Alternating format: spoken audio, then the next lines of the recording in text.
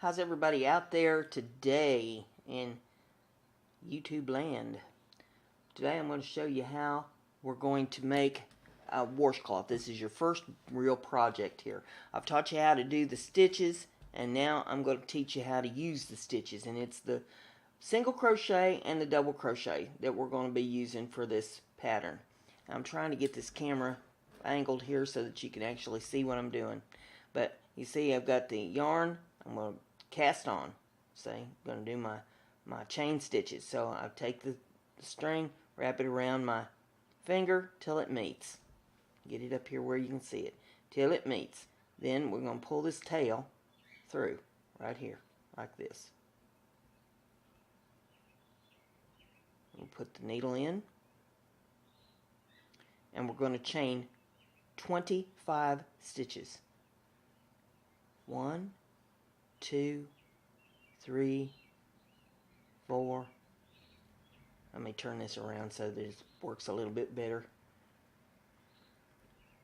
5, 6, 7, 8, 9, 10, 11, 12, 13, 14, 15, 16, 17, 18, 19, 20, 21, 22, 23, 24, and 25.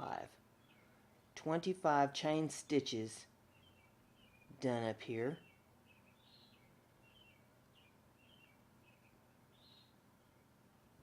Just like so. Now, yours is probably like mine. Once it kind of curl around a little bit, you might have to kind of stretch it out there. Give it a little twink. Now, we're going to skip the first one. First row is going to be a single crochet. So you skip the first chain. Go through the second chain. Yarn over, pull through, yarn over, and pull through the 2 loops. You're going to do that all the way down that row. That's going to be first row, single crochet. Stick your hook through, pull through, and yarn over, pull through the 2 loops. Stick your hook through the next one, pull through, yarn over, pull through the 2 loops. That's your single crochet that we learned 2 days ago. That's the very first stitch. And we're going to do that all the way down the row. Oops. I put hand lotion on before the video and my hands are slick. Put your needle through the loop, pull through, and pull through 2. Needle through, pull through, and pull through 2. Needle through, oops,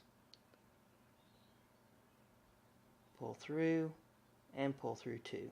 And if your yarn's trying to curl, you know, your row's trying to curl, don't worry about that. It'll straighten out as we go on. The first row generally does that. Put your hook through, pull the yarn through, and over, and pull through 2. And do that all the way down. You have 24 stitches on your hook at the end of this row. And you just keep doing that all the way down.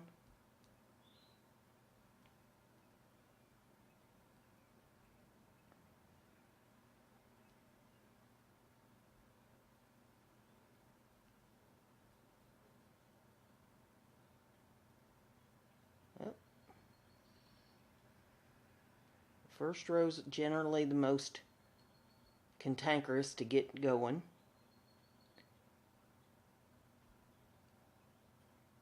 Well, come on, hook. Cooperate with me. And again, I'm using a J size hook. If you're using a different size hook, then your gauge is going to be a little different than what I'm doing here. But nonetheless, you'll end up with a washcloth, whether it's a little bit bigger or a little bit smaller than what I'm doing when we finish this project. Single crochet all the way down to the end of the row.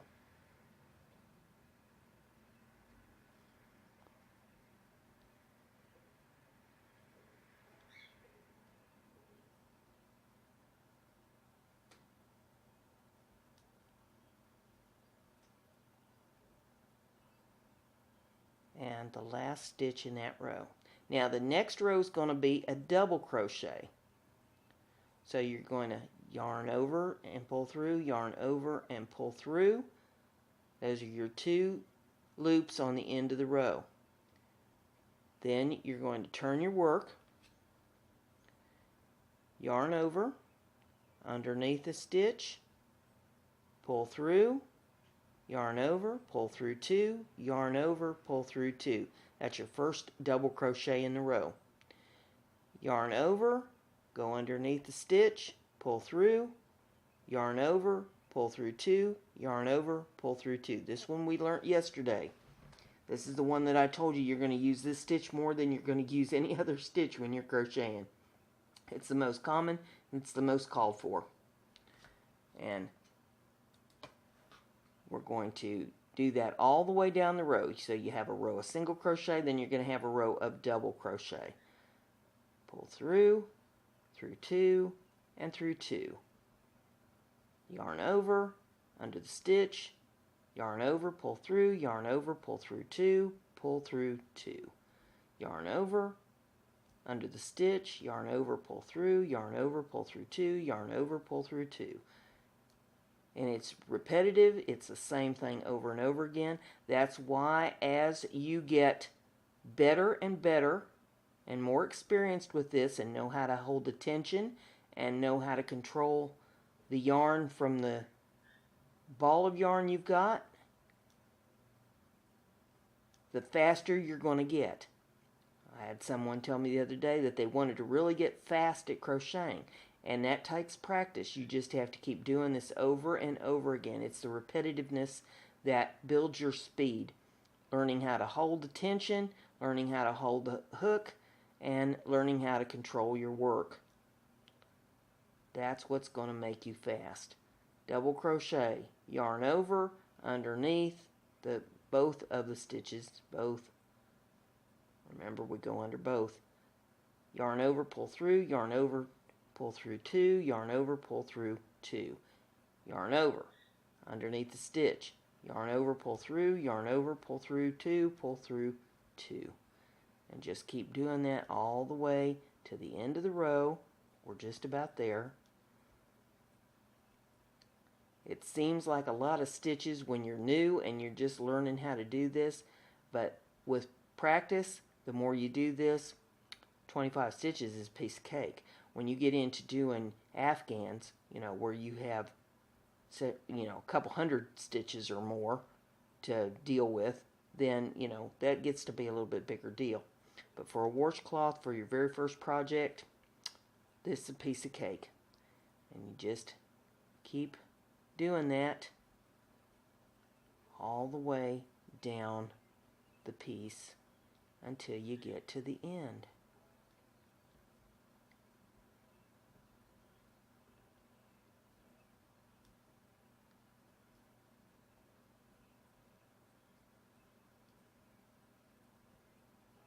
And we're closer and closer.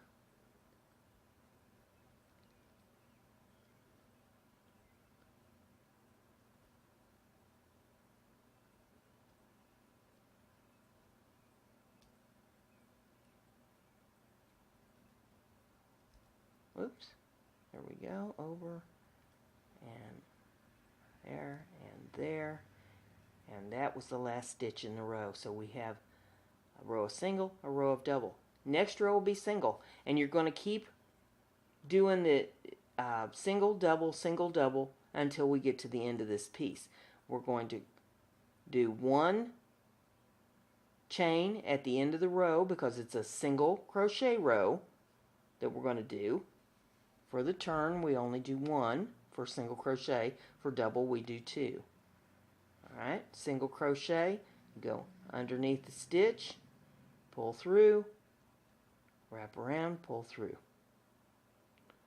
Underneath the stitch, pull through, wrap it around, pull through. Underneath the stitch, pull through, wrap it around, pull through.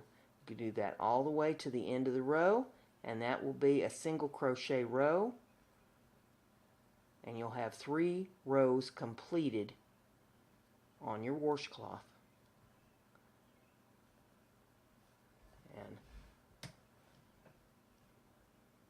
We'll get to the end of the row here real quick.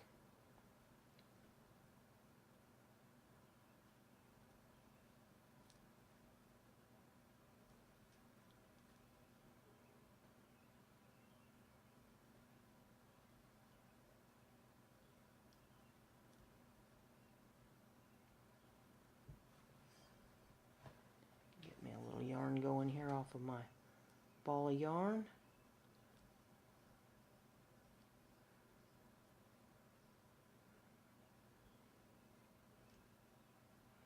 It's so simple. It's just taking a string and a stick and a series of loops with that string makes a finished product.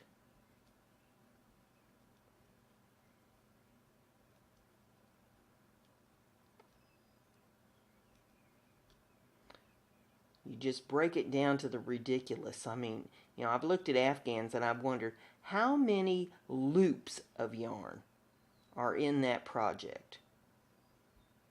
Not even how many stitches, how many loops of yarn are in the project. Now that's the last stitch on that row. Now our next row is going to be a double crochet. So we're going to do 2 loops at the end of the row for our double crochet. 1 and 2, and then you're going to turn your work. See, I did that?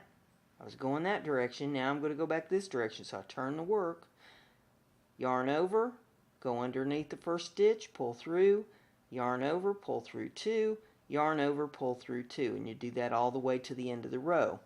And that way you'll have 4 rows on your washcloth done. Now I'm going to pause the video and I'm going to continue to do this, and I'll come back, show you how many rows that you're going to need to complete this, and show you how to finish it up.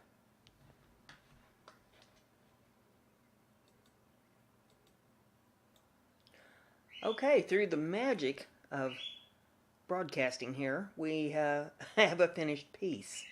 And what I've ended up with my piece is 17 rows. You start off with a single crochet row, double crochet, single crochet, double crochet, and you alternate until you get to the end, and the last row I had is a single crochet. Yours may vary because you want a square piece. The easiest way to tell if you have a square piece is to take one corner and pull it up to the opposite corner, and it should come out as a triangle. Should meet on the sides, and that's pretty doggone close right there. Alright, so that we wanted a square washcloth, and there it is. And the reason I did alternating single and double crochet is because we want the piece to be flexible, but we don't want it to be limp. If we'd done it all in double crochet, it would have been limp. If we'd done it all in single crochet, it would have been stiff. So you alternate the rows to give the piece a good flexible feel to it. It has body, but it's not flopping around, and it's not so stiff that it feels like cardboard. Alright, now we've got 2 tails. The one where I finished and the one where I started. And what we're going to do with these is we're going to thread them into the needle. Now, this particular one is a bodkin, in case you've never seen a bodkin before. It is like a needle, but it has an eye on each end of it. I really like these. They come in very handy. I use them for a lot of different projects, and you use it just like a needle. You thread the yarn through the eye, and then you just take it and weave it back and forth through, just like you're sewing. Weave it through your stitches, and I do that right underneath the very top row of loops. See there? We're doing it right underneath that very top row of loops, and I just weave the needle back and forth through until I get several stitches in. Then I'm going to pull it, and it'll pull right through. If you have a little tail left over, you take your scissors and you clip off the little tail, just like that. And it's woven right in and invisible. You do the same thing with the other end of it. thread it onto the bodkin or needle, whichever you happen to be using. You might ask, well, where do you get those bodkins? You get the bodkins any place that they sell craft supplies, knitting, crochet, yarn. You should be able to get bodkins. And if not, look them up online. And there again, you pull it right through. Pull it off the bodkin. Lay that down. You got a little tail left over. You take your scissors and just snip that little piece just like that. It's all woven in and nobody is the wiser. Alright, so there you have your piece. You want alternate rows of single and double crochet until you get a square. The easiest way to find a square is to take opposite corner to opposite corner. You should end up with a triangle like that. That means that it's square. And then you weave your ends through and you're done. Very simple. Now for the next video that I do, I'll show you how to put an edging around this and make it a little fancier. So there you have it. Please check out my Etsy store. The URL is right there at the bottom of the screen. If you'd like to PayPal donation so that I can keep buying craft supplies to bring you these videos, the PayPal link is scrolling at the top of the page there. In the description of the video, it points you toward my Twitter, my Instagram, my Twitch, Patreon, the Etsy store. I think everything is listed down there in the description of the video for your convenience. If you have any questions, drop them in the comments. I'll be happy to answer your questions for you. And with all that being said, I think there's only one thing left to say. Brenda's crafty. Be like Brenda.